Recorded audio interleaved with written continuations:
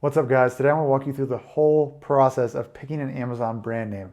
I've heard so many people being confused about this process, how to check if you're not violating someone's trademark or picking someone else's brand name. How do I know what to pick in general on Amazon? Is this my storefront name? Is this just my brand name? How does this all work? So I want to go through this complete process of picking a brand name, how to use it, how to check everything. That way you're good to go. You can actually focus on the important stuff, and that is picking your product during product research. So before getting started, of course, I just want to welcome in anybody new to the channel. My name is Camron James. I've been selling on Amazon for almost 4 years now. I've been doing this full time. Since those 4 years, my first year did $1.3 million in sales on Amazon. From there, I've started 30, 40 plus private label products on Amazon. So this channel is just to give back, to share all the knowledge I learn about, and obviously share my journey and everything like that. So if you guys don't want to miss a thing, learn everything about Amazon FBA, make sure you hit that subscribe button down below and that little notifications bell. Otherwise, guys, let's just get right into it. So let's hop into my screen here. I want to show you, what different versions of, brand names are, what the strategies are behind it. How do you go about picking, do I niche down? Do I pick something that I brand for the long term? Do I pick something generic? What do I do here? So let's look at a few examples, under just pet products here on Amazon. If we go down, the first one I see is Your Power, right? So Your Power dog seat cover, car seat cover. So Your Power obviously has nothing to do with animals, nothing to do with pets. So this is what they call, just a generic brand name. One of the benefits about having a generic brand name like Your Power is that you can put this for pet products, you can put this for supplements, you can put this for swimwear, you could put this for craft goods, it could be Your Power garden gnomes for all we care, right? So this gives you the ability to have a very generic brand name where we can get it trademarked and have everything covered right there. Now, this isn't always the best solution for everybody. So, Your Power is a great if you think you're going to be spread across niches, you don't think you're going to niche down anytime soon. If you think you're going to niche down, it might be better to pick more of a pet product name. So say we're doing pet products, obviously. So we have Pet MD right here. So obviously this is a great name for pet supplements or pet products that help your pet in a health way, right? So we go over to Angry Orange. That's just for pet spray here, not a great example. K&H Pet Products, right? So this is, again, niche down, but also super generic, right? So K&H Pet Products. I'm going to go through how do we pick our names and how do we get ideas for our names and everything like that. How do we check trademarks? Is it good to go on Amazon? Things like that. That way you're all set. Like I said, I just want to talk about, how we decide which route we should go for pet products here. So we see preview here, or Prevu, pet products right here. So Prevu, again, is another generic name. We could use it for Prevu slip and slides, Prevu, whatever. Just like, Google is just a random, unique, crazy name. So you can do the same thing with your products. Now, what I think is best for me personally is picking a brand name that is generic, kind of random at will, but also can be niche down, if that makes sense. So it gives us option, gives us flexibility, gives us a unique name that's not going to be attached to anything, right? So it's easier to trademark a name that's random, right? Like Preview, than it is for, Eric's Garden Gnomes or, Larry's Garden Gnomes or Gardeny Garden Gnomes or whatever. You get the point right there, right? Hopefully it makes a little sense for you guys. Let's talk about how to generate these brand names, right? So the best thing you could do is literally just go to Google here and then type in brand name generator, right? So there's hundreds of these, very easy to use. We go down here. The first one is Namelix here. I'm sure you might have seen this before. If not, it's super simple. So you just enter in keywords. So you have a choice here. You can put in, G or Y or U or whatever it may be. Just get random names just like Preview. Or you could go more niche specific. So it could be, pet products. When you're first starting, again, I recommend we go something just super generic. So let's do FI, generate names here. So short names, medium names, long names. Short names are usually the best. That way they're not taking up a lot of character space on Amazon for you. Brandable names. Yeah, that's a good one right here. So let's hit generate. So we see we came up with these really short names for your product, for your brand. And we go down here and we see Puvax right here. Some of these can't pronounce. Baron would be a good one. T-O-N-I-P. Yeah, so if you can't pronounce them, I probably avoid them personally. But Puvax here is something I kind of like right here. So we can take a look at this. Again, we can use it for anything, right? Puvax spray, Puvax supplements, whatever it may be. If you don't, obviously, you don't like how it's pronounced, then you can make up your own pronunciation of it. The next steps would be to figure out if it has a trademark. So say we really like this brand name, we'd really want to use it in the future. We could see it working with our pet products brand. We need to see if there's a trademark for it. So when it comes to getting brand registered or taking the e-commerce brand to the next step, we have that option. We can protect ourselves and we can actually, expand our line. So we do this by going to the USPTO.gov website. So this is the United States Patent and Trademark Office. It's a government-run thing that they just keep track of trademarks, keep track of copyrights, everything like that, so that people aren't using Nike all over or selling counterfeit products with false advertising. So what you do here is you go to trademarks, hit searching trademarks right here, and we're going to search our trademark database right here. Then we're going to type in our brand name to see if it's taken, if there's any live trademarks on it.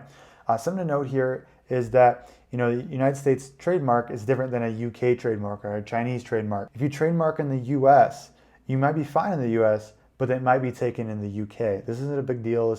This happens all the time. I think there's Burger Kings in Australia, right, just from my recent trip. They're actually called Hungry Jacks there because Burger King was already trademarked. So they had to call it something else, but they still got the Hungry Jacks Whopper and everything like that. So hopefully I got that fact right. So just know that, but I would just suggest, if you're gonna start in the UK selling, do a UK trademark, make sure you're good over there. If you're doing the US, just start there. Again, if they're not taken in the UK or other Amazon marketplaces, they're super easy to use for brand registry in those marketplaces. They're interchangeable.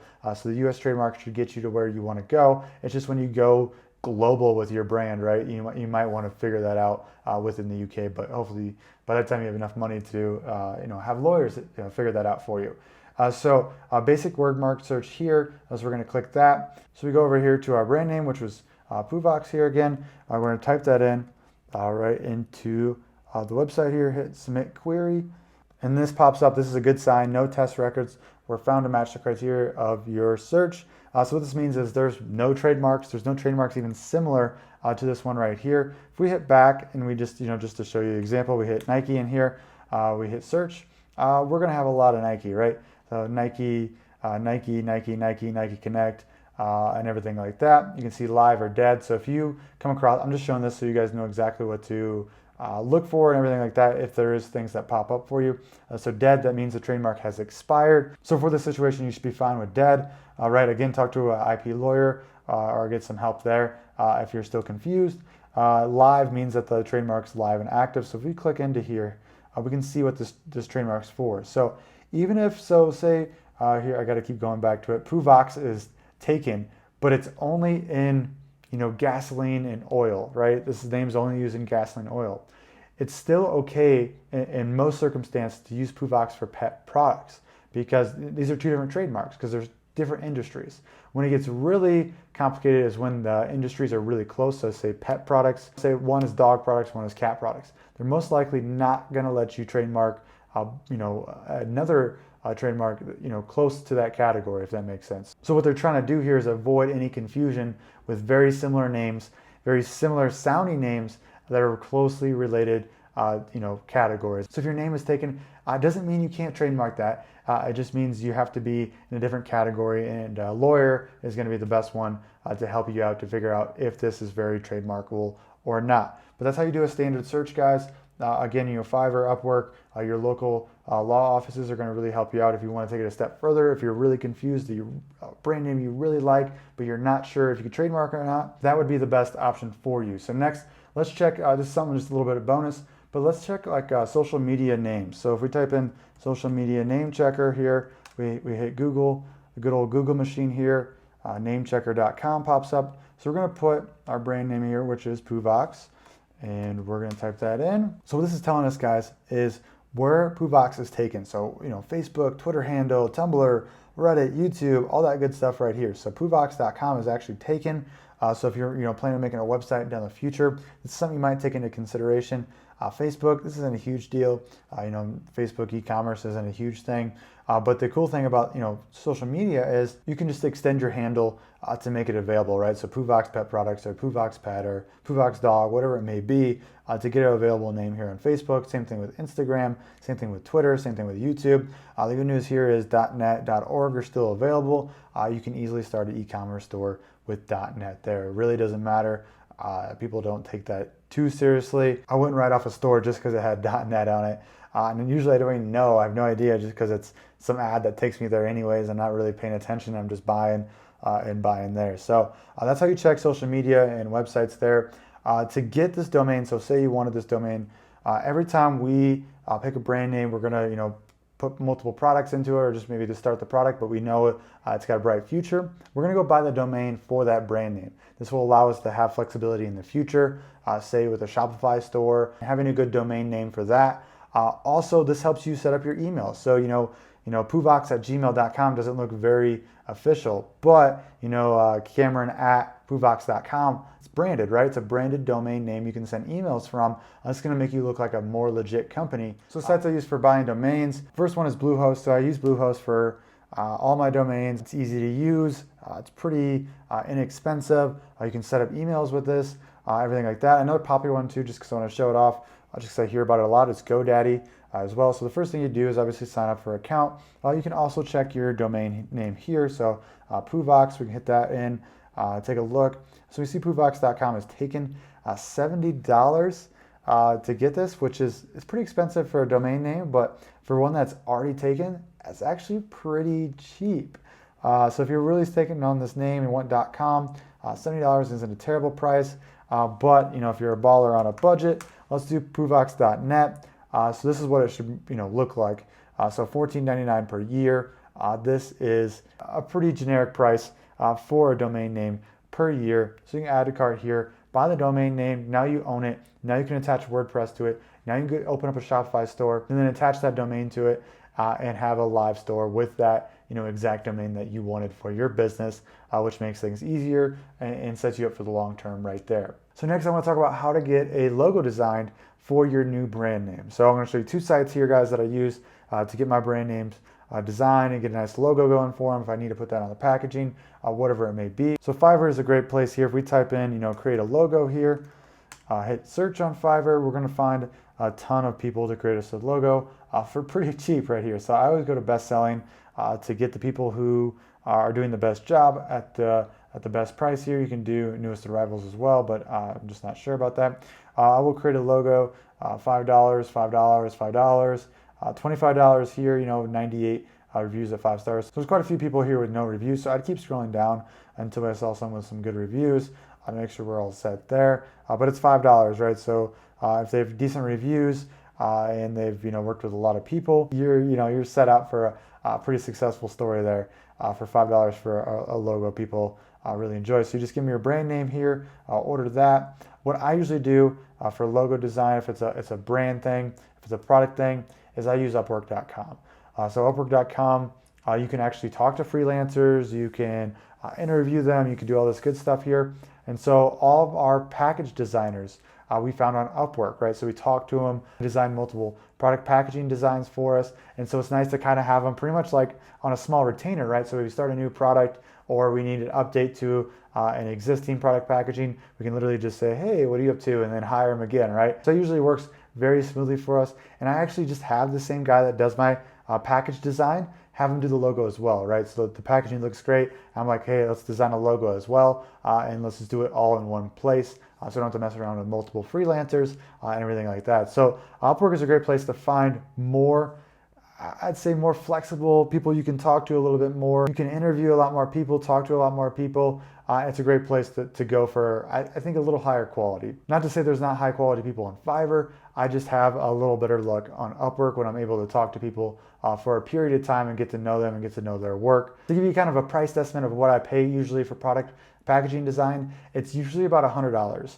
So, 100 to 150 here, and that's with the logo included. For our bigger brands that we know we're putting more effort into branding to, we use 99 Designs, which I think the last one we paid for was about $900 to $1,000. So it gets pretty expensive. So just start on the lower end, guys, right? If you're just getting started, I'm honestly against unless you're like branding, right? Getting on Shopify stores, trying to do some Facebook marketing, everything like that. No need to pay $1,000 for branding your product. Amazon, it's getting more of a brand centric place, but at the end of the day, it all comes down to your price, your reviews, the value you provide, the SEO, all that good stuff. Obviously the photos gotta look great as well. But when they get this delivered, they're not gonna be disappointed that it didn't have this extravagant packaging, right? They're used to just ripping open an Amazon bag and getting something that's just wrapped in bubble wrap, right? So don't think too much into that. Of course, get something done if you have to. I think it's worth $100 to get this all suited up for you. As well, if you need to get past that Amazon 5665 error code, this really helps to get it a nice box design so you can take pictures of that and send that in and get brand approval there.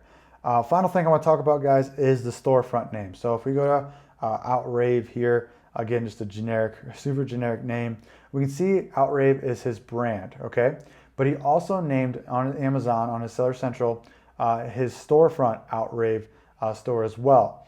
So it's nice to match these up. So if you get brand registered, so if we go to, say Adidas here, right? So we type in Adidas, we click on, men's shoes, and it actually just took us to it right away. So this is what I want to show you. So if you click Adidas on their storefront name, so if you go to a pair of shoes and you click Adidas here, it's going to take you to a branded storefront like this, right? So something you can make, categorize all your products here and make sure that you are getting people to shop more about your brand. So you can make a storefront just like this. Again, down the line and everything like that. Your storefront name you can change in settings. There's a few more steps there, but it's super easy to change.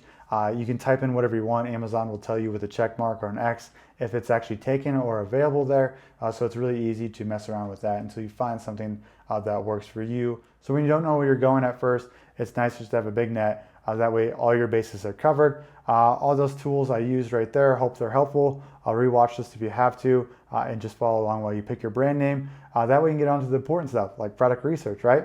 So if this is helpful, guys, make sure you hit that like button for me. Again, subscribe down below. That way you guys do not miss anything in the Amazon news related section. And also comment down below if you got any questions, comments, anything like that. I try to answer them all personally myself. And guys, I got tons of YouTube videos on my channel. I spend a lot of time on, a lot of effort that are going to help you with your business. So make sure you go check out those videos up on the screen here. And that way you guys don't make any silly mistakes and you have all the help you need right there. All right, guys, peace out.